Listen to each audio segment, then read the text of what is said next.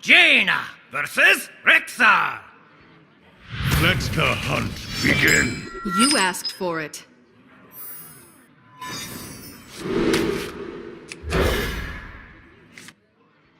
Hey everybody. So for this deck, Hello. it's a mech mage deck, and I actually forgot I was recording when I was playing these games, but I'm glad I was, because these two games are going to show off how this deck works out pretty well. And I'll put up the deck list off to the side.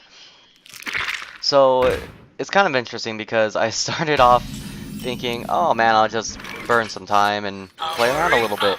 And what ended up happening was I went from rank 18 straight up to rank 17 in just 2 games. And I have lost with this deck once or twice before. And I can't take credit for the deck. I found it on Hearthpwn, and I don't remember the author.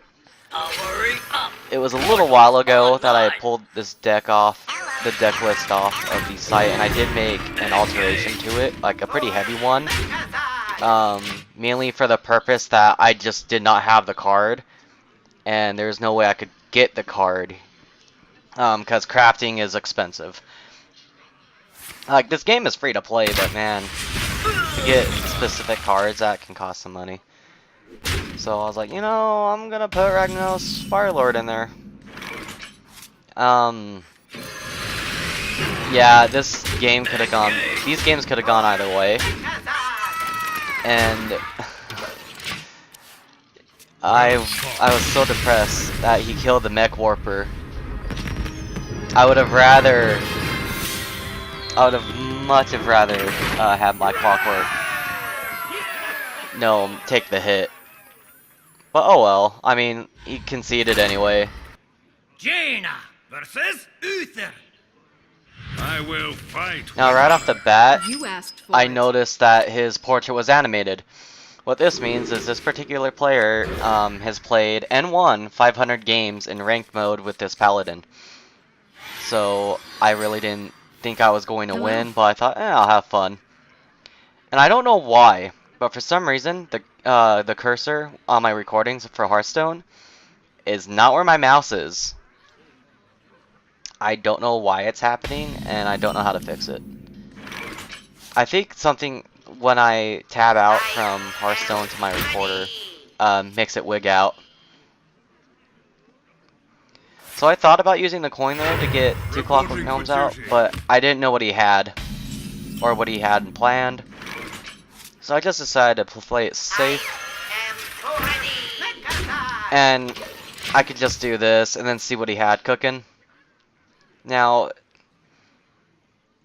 this is kind of a lose-lose situation for him, because no matter what, I get spare parts. Ancient Watcher, I thought, wow, that can attack. And unless he silences it, which will take at least another turn, I'm golden. So, I'll just play something that also has Death Rattle. Him killing things is beneficial to me at this point. Please, kill more. Kill more of my minions. And it looks like... Oh, no. Okay. Outdoor Peacekeeper.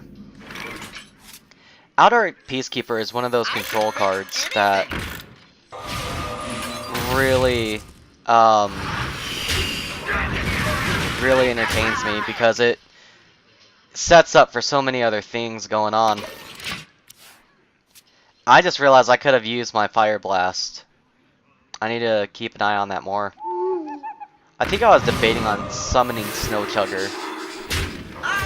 And there's a silence. I don't know why he chose to kill Clockwork instead of my Cogmaster, but hey, what can you do, you know?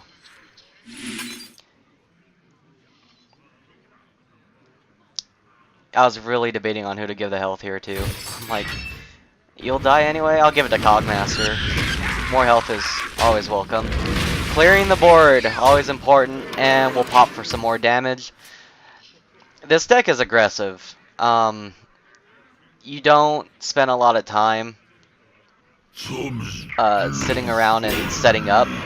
Most of the time when I play mage, I try and set up for flame strikes and fireballs.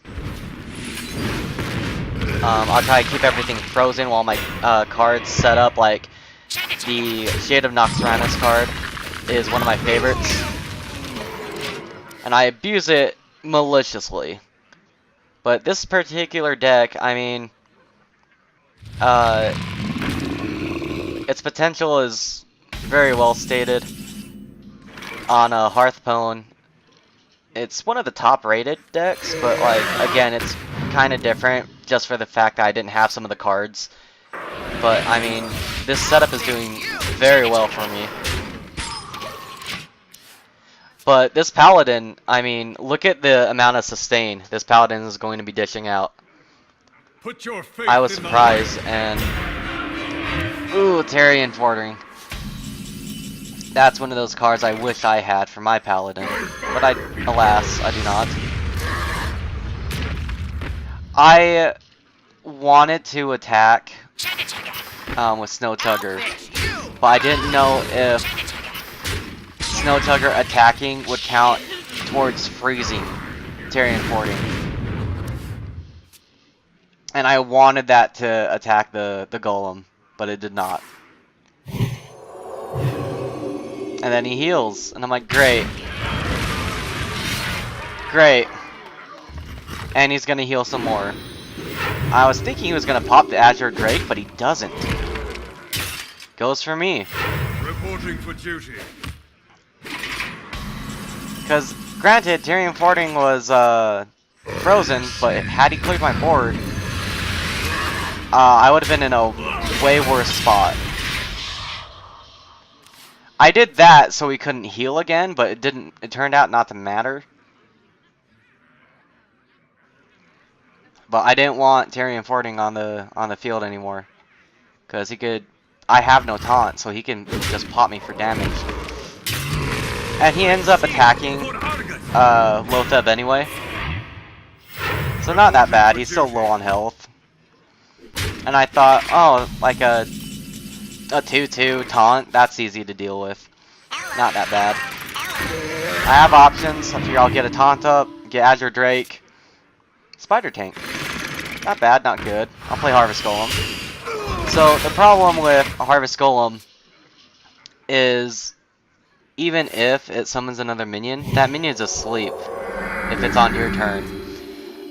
This man has all the heals, all healing in his deck, and it drives me nuts. Drove me nuts. This is also the only occasion I've ever seen a Millhouse Mana Storm played where it didn't totally screw over the person. Like, Millhouse Mana Storm, usually when you play it, your opponent gets to play spells for free on the next turn. This time, however, because of the condition he was summoned in, that didn't happen. So, clearing the board, doing damage. Millhouse Mana Storm actually helped me quite a bit in this game. I'm surprised.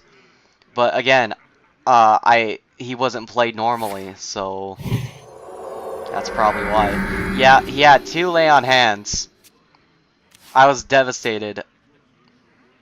Like, I don't even think I have one of those.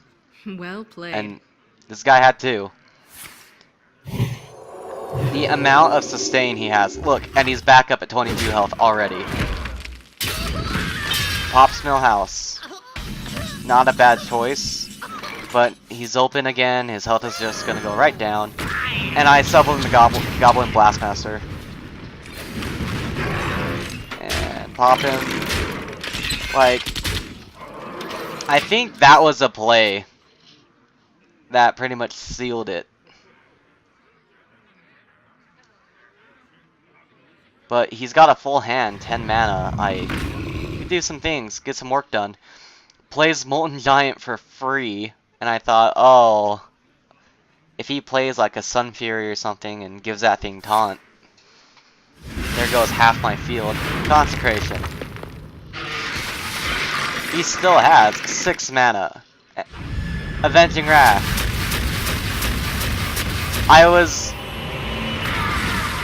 positive he was going to play a Defender of Well Argus or a played. Sun Fury Protector.